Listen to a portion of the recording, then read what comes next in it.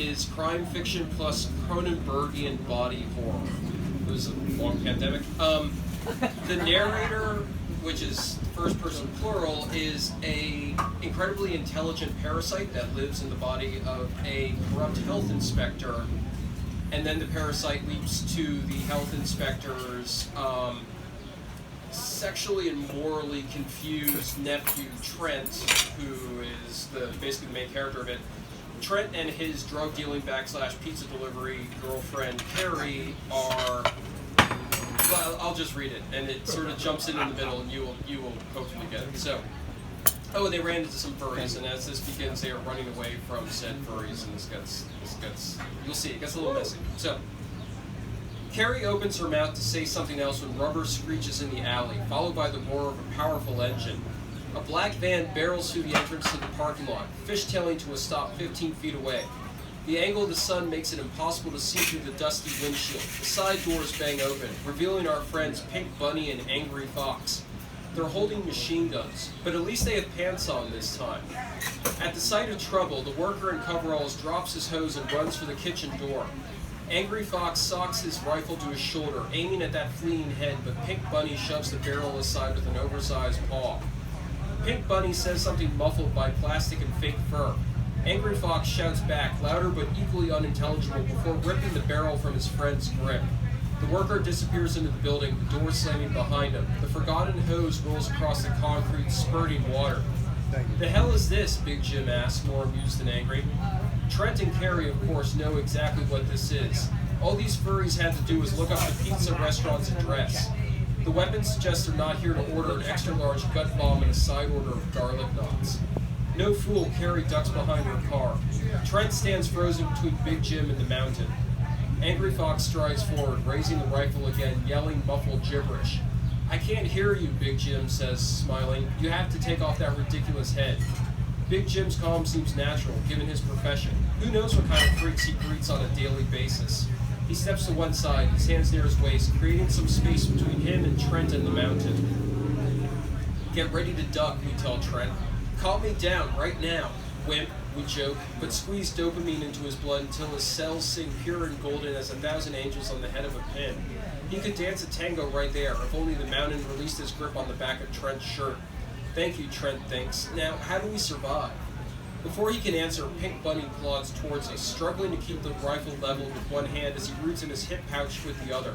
Small bottles of lube, something pink and rubbery and floppy as a deep-sea creature, and a green banana hit the wet concrete in his wake. As he approaches Trent, he finally pulls out a pair of handcuffs lined with white fur. Angry Fox mutters something. What was that? Jim asks, cupping his hand behind his ear. Boy puts on cuffs, Angry Fox yells through the thick layers of cotton and polyurethane. Looks like you got a date, Trent, Big Jim says.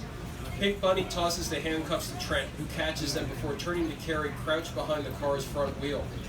Gripping his rifle two-handed now, Pink Bunny screeches, Boy cuffs self to girl. So kinky. Big Jim's hands skim his jacket. And then what? Boy and girl come with us. Angry Fox jabs his weapon in Trent's direction. Trent pops the cuffs open, running his fingers along the fur. The material probably reminds him of his dearly departed jacket. We hope he's thinking something comforting like that, because if he freaks out, either the severely irate fox or the panicky bunny will give him a hot lead facelift. Don't put those on, we tell him. Let this play out. But they might shoot. So much for not panicking. No, not yet they won't, we say. Tilt your head down a bit, please. Trent obeys without asking questions, and we study the pavement through his eyes. His positioning is just fine, provided a number of events happen in proper order. And there's nothing proper about a brewing gunfight between furries and drug dealers. We're going to have to trust fate, and fate has allowed us to survive this long, right? Right? Tell Big Jim why they want you, we order. When we were delivering pizza, we saw these people having sex, Trent says, in those costumes, and one of them, he was dying or something. The older guy, he looked important. It was the mayor, we whispered to him. Don't you read the goddamn news? It was the mayor, Trent stammers. That's what the little voice in my head tells me. Our costumed friends freeze, their rifle barrels wavering. Every sound seems too loud, too present. The water rushing into the gutter, the mountain's guttural breathing, the low hum of traffic on a distant street, even the rustle of Big Jim's fingerprints against the fabric of his suit. And then Big Jim starts laughing. You gotta be fucking kidding me, he says once he pauses to take a breath. That Law and Order dipshit of a mayor is a furry freak? Well, color me shocked. Angry Fox points his rifle at Big Jim. Stop it, the mayor is a great man. We sense this is the moment.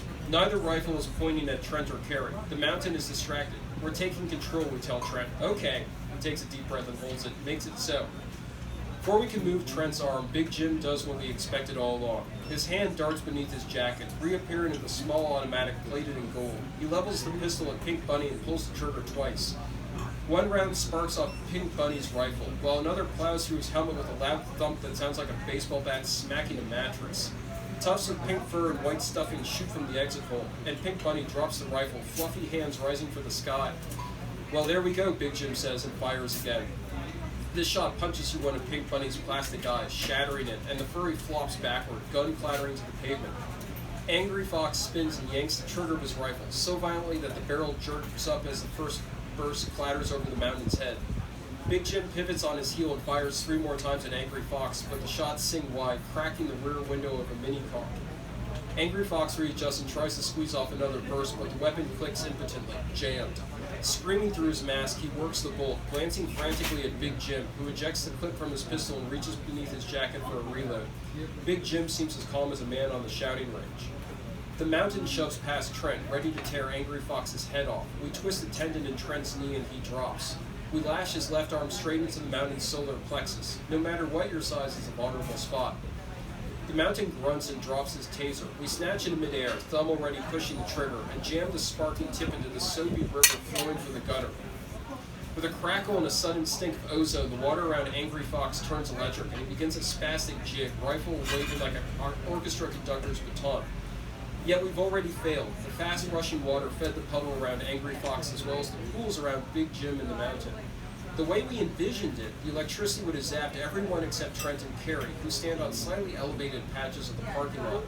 Maybe the potency of the electricity drops exponentially the further you go from the source. Well, screw us for dreaming big. In any case, Angry Fox is toast while Big Jim and the mountain are still standing, and this is a huge problem. Angry Fox's finger twitches on the trigger of his weapon, and maybe that frees up the firing mechanism because it sprays another burst that smacks the mountain in the chest. A pink mist of blood drifts over us as the big man groans and collapses. Angry Fox falls at the same moment, face down in the puddle, gray smoke wafting from his fur. Screaming, Big Jim empties his pistol into the prone furry, and if he wasn't dead before, Angry Fox sure is now. Breathing loudly through his nostrils, Big Jim ejects his empty clip and reaches beneath his jacket. How many reloads does he tuck under there? The correct answer is too many. The driver of the van, realizing that Big Jim means to riddle him with holes, leaves a burning rubber cloud as he reverses out the parking lot. He's framed momentarily in the passenger window, a chipmunk with a huge overbite and wide eyes that might have been comic under different circumstances. The van stays in reverse as it ping-pongs down the alley, smashing trash cans and fences before disappearing from view. Trent, Big Jim says, drop that taser. Trent turns to find Big Jim pointing the pistol at him. We are in the worst possible spot, too far away from Big Jim to give him the rigorous hand-to-hand smacking he deserves, but also too far from the machine gun that Angry Fox dropped when he did the electric boogie. You can't kill me, Trent says, tossing the taser aside.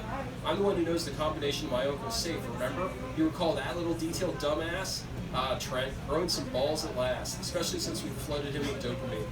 You forget we don't have to kill you. Big Jim waves at Trent's crotch with the pistol. We can do all sorts of horrible things while keeping you alive. Go ahead, Trent grins, but the corners of his lips waver. I dare you. Fine. Big Jim shrugs, raises the weapon, and pulls the trigger.